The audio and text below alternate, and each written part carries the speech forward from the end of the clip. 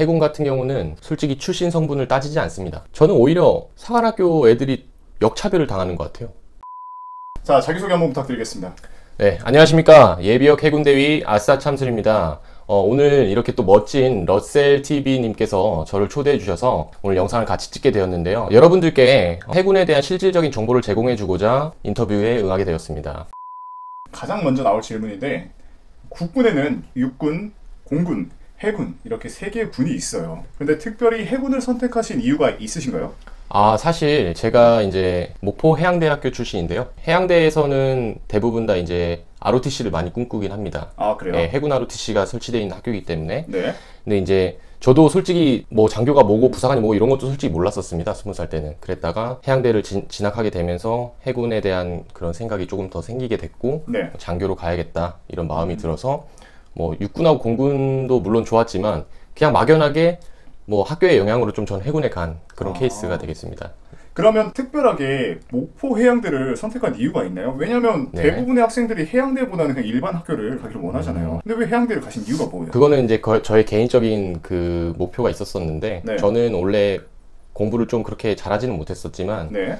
뭐 고2 때부터 이제 제가 공부를 시작하면서 해양 관련된 공학 분야를 좀 제가 전공을 하고 싶었습니다. 그때 당시만 해도 이제 또 조선 쪽이 우리나라에서 굉장히 그렇죠. 잘 나갈 시즌이었기 때문에 그런 해양 관련 업종에 종사하고 싶어서 이 학교를 진학하게 됐는데, 또 학교에 진학하자마자 이제 또 그 주위의 선배들이 해군 장교라는 길을 또 알려주셔서 사람은 살다 보면 계속 꿈이 바뀌지 않습니까? 그쵸. 그렇게 하다 보니까 저도 이제 해군 장교를 하게 됐고, 또 지금 이렇게 유튜브를 찍게 됐습니다. 해군도 마찬가지로 육군과 동일하게 ROTC가 있고 학사장교가 있어요. 네. 근데 우리 육군에서는 네. 학사장교보다는 약간 더 뭔가 학군장교가 집단도 크고 그렇죠. 또 많기 때문에 많이 더 선호를 하거든요. 그렇죠. 네. 해군도 마찬가지예요? 아닙니다. 해군은 솔직히 전혀 다르고요. 네. 러셀님도 잘 아시겠지만 육해 공군 중에서 학사장교, 즉 네. 저희는 OCS라고 부르는데, 그렇죠. OCS 장교의 역사가 가장 긴 곳이 해군입니다. 그리고 실질적으로 육군과는 다른 점은 해군 같은 경우는 솔직히 출신 성분을 따지지 않습니다. 그래요? 네, 해사 출신이건 비사 출신이건, 비사 중에서도 이 친구가 ROTC건 OCS건 정말 그런 게 전혀 없습니다. 네. 정말요? 네, 맞습니다. 그러면 비해사라고 해서 학군을 나오냐, 학사를 나오냐, 뭐가 더 진급에 유리하다, 이런 게 아예 자체가 없습니다. 해군 적용이 안 된다는 거죠? 그렇죠. 단 이런 건 있겠죠. 인맥적인 게 더 어디가 넓고 좋냐 뭐 이런 차이는 있습니다. 왜냐하면 네. ROTC 같은 경우는, 저희 해군 같은 경우는 한국해양대, 목포해양대, 제주대, 부경대, 해군은 그 네 학교밖에 없기 때문에 또 살짝 좀 자기들만의 그런 또 세계가 있어요. 그럴 것 같아요, 진짜. 네, RT끼리 또 자기들만의 세계도 있는데, 또 OCS 같은 경우는 저희 해군 같은 경우 또 전국에 있는 모든 대학교에서 다 선발을 하니까, 이거는 저의 개인적인 사견인데요. 해군 OCS가 좀 특이하게 뭔가 해군 장교의 그런 뭐 하얀 정복이라든지 뭐 이런 군뽕이라고 하죠. 네, 그쵸. 그런 걸 가지고 있는 친구들이 많아서 생각외로 외국 대학 친구들이라든지 뭐 좀 그런 애들이 많이 옵니다. 이상하게. 학사장교로? 네, 학사장교로. 육군장교는 너무 흔하다, 차라리 뭐 공군이나 해군을 가자, 뭐 이런 마인드를 가진 애들이 좀 많고, 그러다 보니까 오늘 ROTC와 다르게 각기 계층에 취업을 하세요. 대부분이. 제 동기들 중에서도 외교관도 있고 여러 명의, 진짜 나이도 정말 다양하고 직업도 다양하고, 원래 직업을 가지고 있다가 군복무를 위해서 온 친구들도 많고, 그러다 보니까 나중에 나가서도 인맥적인 차원에서는 저는 OCS가 더 좋다고 생각합니다. 아까 말씀하신 것 중에 네. 외국 대학교 다니는 친구들인데 군복 맞아가지고 네. 해군으로 왔다고 한 친구들 있잖아요. 네네.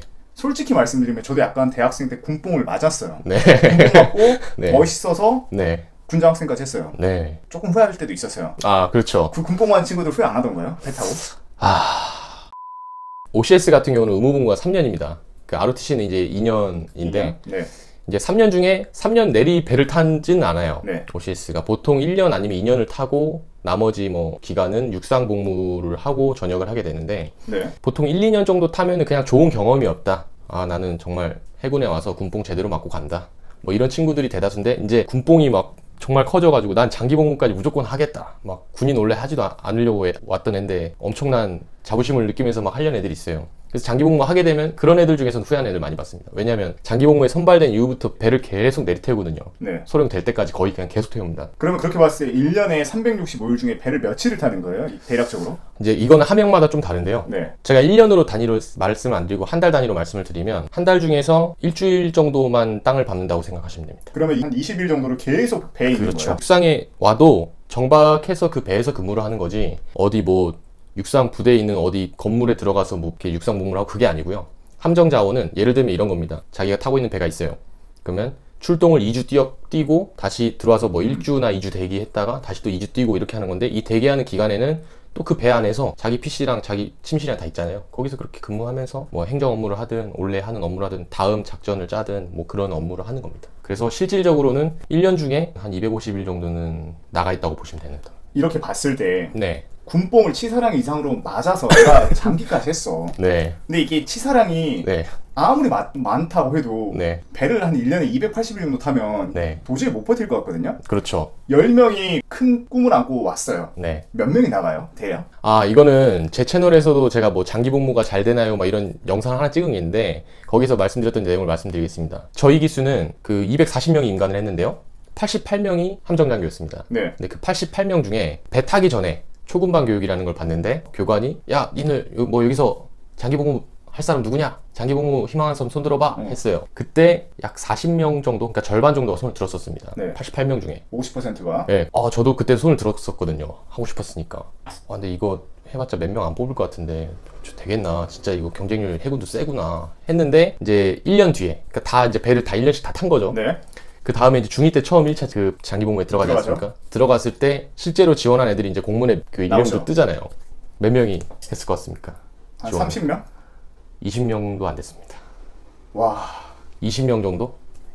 그러니까 절반이 딱 떨어져 나가는 거예요. 근데 그 손들었던 애들도 물론 1차 때 그 20명을 다 뽑아주진 않습니다. 않죠. 제 기억에는 1차 때 뭐 한 8명 뭐 이렇게 됐던 것 같은데, 그러니까 그 중에 한 반은 되는 거예요. 2대 1이네. 그쵸. 그렇게 되면은 그 장기 된 애들은 또 배를 타러 가는 거예요. 네. 그리고 그 나머지 잘려서 나온 애들은 이제 장기를 그래도 하고 싶어서 1년 뒤에도 손들었을 거 아니에요. 2년 뒤에 또 이제 장기를 또 들어가잖아요. 네. 그 중에서도 또 썰려 나가는 거예요. 몇 명이.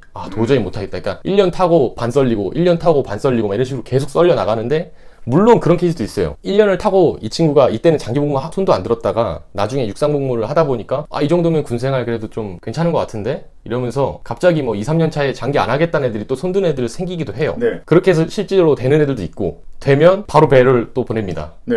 그러면 또 거기에서 또 이제 자기가 쌓아왔던 군뽕이 사르르 무너지는 거죠. 이거네. 계속해서 장기가 되자마자 배를 태운다는 건 그만큼 배를 타는 사람들이 계속해서 빠져나간다는 거잖아요. 그렇죠. 그만큼 힘드니까 빠져나간다는 거죠. 그렇죠. 그렇게 봤을 때 네. 결국 회사 출신과 비회사 출신의 차별이라는 건 거의 없다고 보면 되겠네요. 차별이 있긴 있죠. 어떤 차별이 없을 있어요? 수는 없는데, 차별이 어떤 식으로 있냐면 진급이나 장기나 이런 곳의 차별이 아니라, 네. 저는 오히려 사관학교 애들이 역차별을 당하는 것 같아요. 어떤 점으로? 예를 들면 비사 출신 같은 경우는 소위 때 1년을 배를 타고 중2 때 배를 내립니다. 네. 그렇게 해서 이제 장기 복무 되면 무조건 계속 타겠지만, 네. 장기 복무 선발되기 전까지는 그래도 육상 복무를 좀 합니다. 근데 사관학교 동기들 같은 경우는 대위를 달 때까지 거의 내리 4년을 배를 태워요. 한 번도 안 내리고. 사관학교는. 사관학교 출신들 연애 못해요?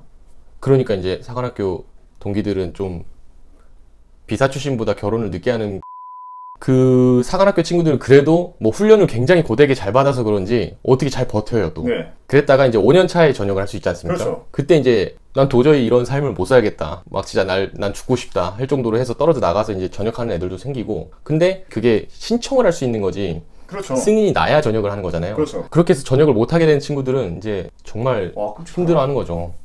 그렇게 해서 보통은 사관학교 출신 장교들은 4년까지 배를 내리타거나 중간에 1년 정도 육상근무를 하기도 하는데, 해도 지통실이나 뭐 이런 정말 빡센 곳 있지 않습니까? 벙커 안에 들어가서 햇빛도 못 보고 이런 데로 막 발령을 줘요. 그러니까 네. 어떻게 보면 인사 이 구조를 어떻게 가냐면, 누가 보면 이게 되게 막 엘리트 코스고 막 그렇죠. 사실 배를 계속 타고 육상에 와서도 막 어디 행정보직 같은 거보다는 막 작전보직이 계속 있고 다시 또 배 타러 가고. 근데 비사 출신은 그런 건 없어요. 운이에요, 운. 어떤 친구는 이걸 차별이라고 받아들일 수도 있겠죠. 왜냐하면 나 배 타는 거 정말 좋아, 나 배 타는 거 계속 할 수 있어, 평생 할 수 있어, 이런 애들도 실제로 있습니다. 네. 그래서 나는 배를 계속 타서 나의 경력을 계속 올리고 나와서도 정말 빡센 작전보직만 계속 하고 싶다, 날 왜 안 보내주느냐, 이렇게 했을 때 그런 건 차별이 있을 수는 있죠. 사관학교가 그거를 우선적으로 솔직히 가긴 합니다. 그렇죠. 그리고 배 내에서도 이제 통신관이라는 보직이 있어요. 소위 때 갈 수 있는 보직인데요. 보통 1급함, 2급함 이런 큰 배들의 이제 통신관이라는 직책이 있는데, 그 통신관으로 가면 소위 때 정말 많은 걸 배울 수 있는 보직인데, 그 보직은 사관학교밖에 못 가요.